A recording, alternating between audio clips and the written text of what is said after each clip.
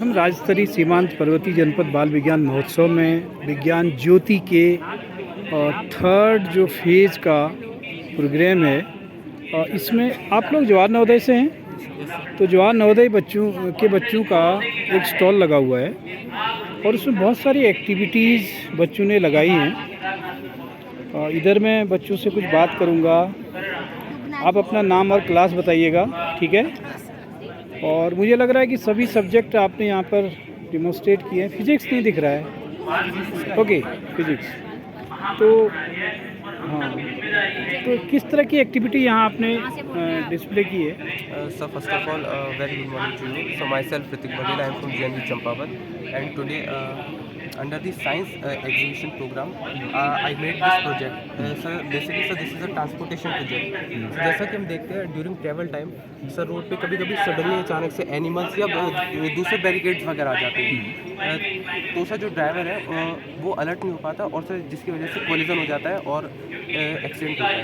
Sir हमने इस car को एक बहुत ही चीप रेट में इस तरह से मॉडिफाई किया है जैसे जब भी इस कार के आगे कोई भी ऑब्स्टेकल आएगा तो जो कार है वो बीप करने लगेगी और एंड से जो ड्राइवर है उसको एक अलर्टनेस का मैसेज मिलेगा और सर जो ड्राइवर है वो अलर्ट हो जाएगा एंड सर जो एक्सीडेंट है वो प्रिवेंट हो जाएगा। तो कैसे काम करेगा ये बताइए थोड़ा, जो आप इस डायग्राम से बताइए।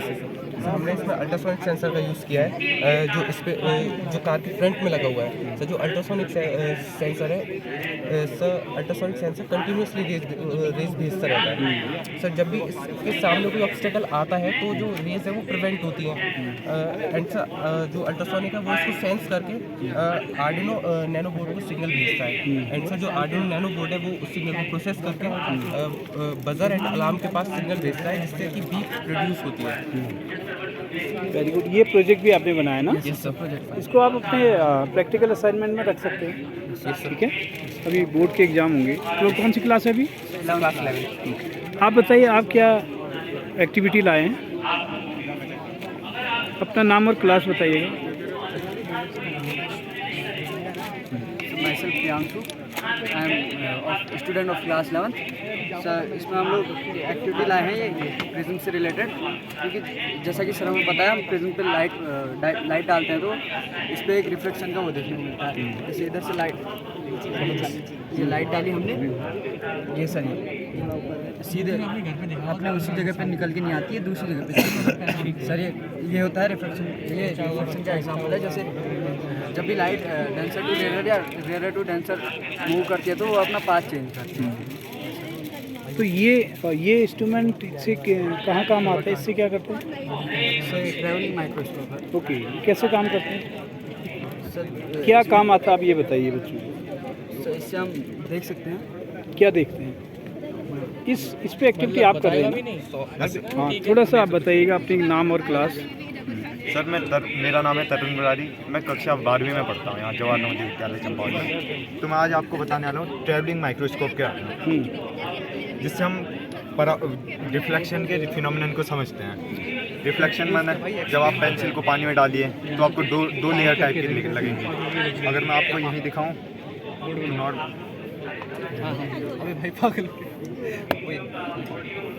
ये देखिए आपको 2 लेयर दिख रही हैं। 2 लेयर एक बार देखेंगे तो आप 2 लेयर दिख रही हैं। हाँ, 2 लेयर देखिए। तो ये है, इसे कहते हैं रिफ्रैक्शन। ये रिफ्रैक्शन है।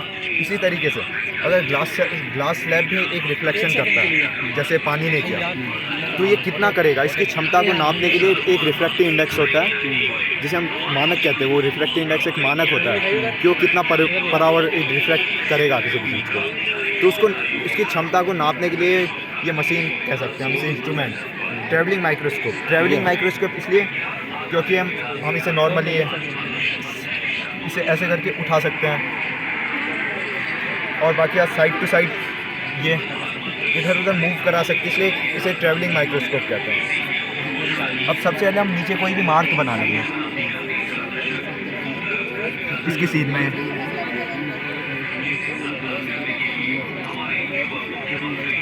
अब सबसे पहले हमें इसे इस तरीके से मूव करना है कि नीचे नीला दिखे मुझे।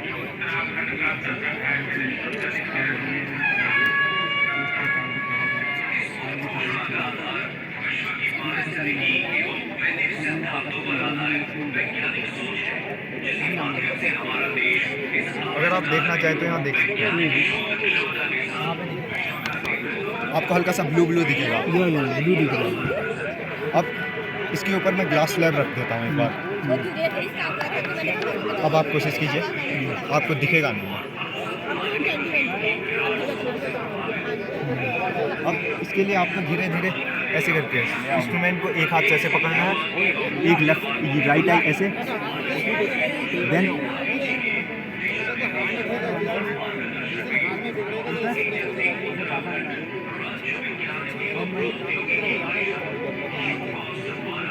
अब देखिए आपको दोबारा ब्लू ब्लू कलर के दिखेंगे, ब्लू ब्लू लाइन दिख रही होंगी आपको। अब इसे हल्का सा ऊपर, अब इसके ऊपर हम कुछ चौक के डस्ट पार्टिकल्स डाल सकते हैं, नॉर्मल सा चौक के पार्टिकल्स।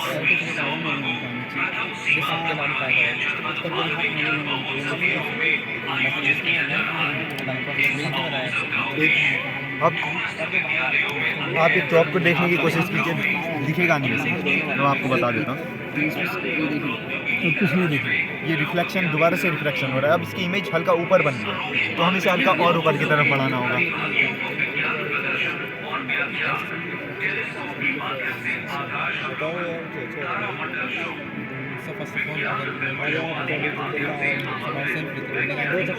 तो एडजस्ट करना पड़ता है इसको, ठीक है। हाँ, अब आप कोशिश कीजिए, एक दो धब्बे आपको सफेद दिखेंगे क्योंकि नीचे डार्क नहीं। इससे हमें 3 मेजर दिखते हैं। अभी आपको मैंने मेजरमेंट करके दिखाया नहीं, अगर आप इसे देखें यहाँ 2 स्केल्स हैं, इसे कहते हैं वर्नियर स्केल, ये मेन स्केल। हर टाइम आपको जीरो की सीट पे जो नंबर आ रहा है उसे देखना है। जो पहली बार हमने विदाउट इसके देखा ब्लू कलर के, इस टाइम जो आ रहा था वो 0.1 S1 कहते हैं उसे। दूसरी बार स्लैब लगा के जब देखा हमने, जैसे मैं इसे हिला रहा था, आप देख लेंगे, तो ये वर्नियर कैलिपर का जीरो भी चेंज हो रहा है। तो इसकी सीट में जो दूसरा मेजरमेंट मिला वो S2। देन लास्ट पे जब मैंने चौक को दिखाने के लिए और ऊपर किया उनका, तो S3। तो ये जो पैरामीटर है ये सब आप ऑब्जर्वेशन में नोट कर लेते हैं। तो फिर लास्ट में S1 मिल गया हमें, S2 मिल गया, S3 मिल गया। और रिफ्रैक्टिव इंडेक्स जो होता है उसका फॉर्मूला होता है N = S1। ये तो कोई सामने से गाड़ी आएगी उसे देख के भी बीट करोगे। तो ये वैल्यू इसमें रख देंगे। रेंज सेट की है तो ये आपका इंटरमीडिएट में एक प्रैक्टिकल भी है। Thank you. और केमिस्ट्री में बच्चे क्या लेके आए हैं देखता हूँ। Morning sir, my name is Gaurav Bachchauli. I am from Jawahar Navodaya Vidyalaya Champawat from class 11th। Sir आज मैं आपके सामने सर केमिस्ट्री के एक्सपीरियंस लेके आया हूँ। सर सबसे पहले मैंने कुछ सॉल्यूशंस बनाए हैं।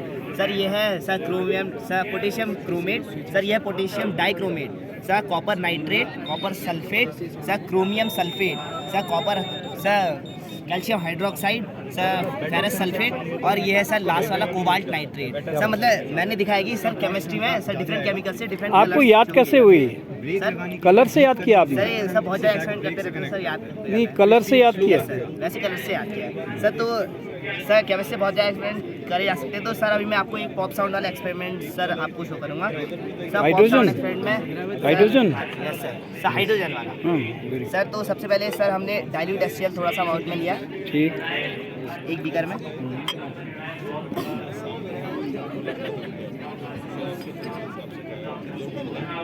सर उसके बाद इसमें मैग्नीशियम रिबन डाला। सर जैसा कि आप जानते हैं कि सर रिएक्शन होगी HCl + Mg। सर तो हमारा जो सर प्रोडक्ट फॉर्म होगा वो होगा sir MgCl2 plus sir hydrogen gas निकलेगी। सर उसी हाइड्रोजन गैस की प्रेजेंस को हम पता लगाएंगे सर पॉप साउंड से। सर क्योंकि हाइड्रोजन गैस सर जब भी बर्न होती है तो सब पॉप साउंड निकलती है। सर हमने मैग्नीशियम की छोटी छोटी पीसेस कर लिए हैं।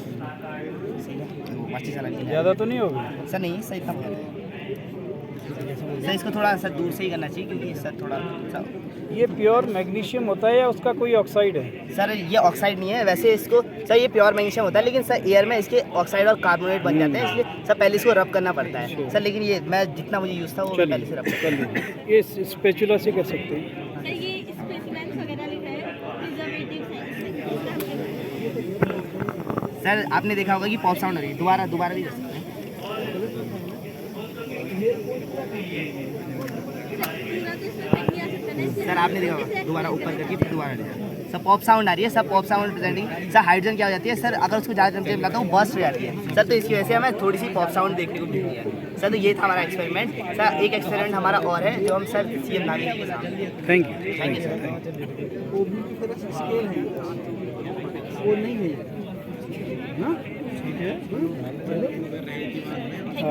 बायो वाले बच्चे क्या कह रहे हैं? Good morning sir. सर हमने ये प्रिजर्वेटिव्स रखे हैं जिसमें हम क्या करेंगे, किसी भी एनिमल को प्रिजर्व करेंगे ताकि अगर हम आपको एक्सप्लेन कर रहे हैं, जैसे किसी भी बच्चे को एक्सप्लेन कर सके हम। इसमें क्या होगा कि सबसे पहले हम इस कंटेनर में किसी भी प्लांट या फिर एनिमल, किसी भी ऑर्गेनिज्म को डेड रखेंगे। उसके ऊपर हम फॉर्मेलिन और अल्कोहल का मिक्सचर रखेंगे, जिसकी वजह से क्या होगा कि डिकम्पोज नहीं होगा, ये वही रहेगा। इसमें फॉर्मेलिन, ये फॉर्मेलिन है, यस, फॉर्मेलिन और अल्कोहल का मिक्सचर। पिक्चर है। कितना परसेंट, क्या रेशियो होगा? सर मतलब कि रेशियो का कुछ नहीं, दोनों को 50-50 वो करना होता है, ऐड करना होता है। 50 फिक्स होगा। ये आप पता कर लो, नेट से सर्च कर लो, ठीक है। अगर कोई क्वेश्चन नहीं करे तो नोट कर लो। हाँ, इसलिए मतलब ना इन चीज़ों में हम बातें नहीं बना सकते, आपको फिक्स परफेक्ट ठीक है। उसका रेशियो फॉर्मेलिन कितना परसेंट था, अल्कोहल कितना परसेंट था, देन दोनों का रेशियो कितना लिया। ओके, आप सिंपली फॉर्मेलिन भी ले सकते हैं, अल्कोहल भी ले सकते हैं, दोनों का मिक्सचर भी बना सकते हैं। ठीक, थैंक यू। आप क्या कह रहे हैं? सर ये मेरा इंस्पायर अवार्ड के लिए ये आप कौन से स्कूल से हैं? बोल रही सर जी।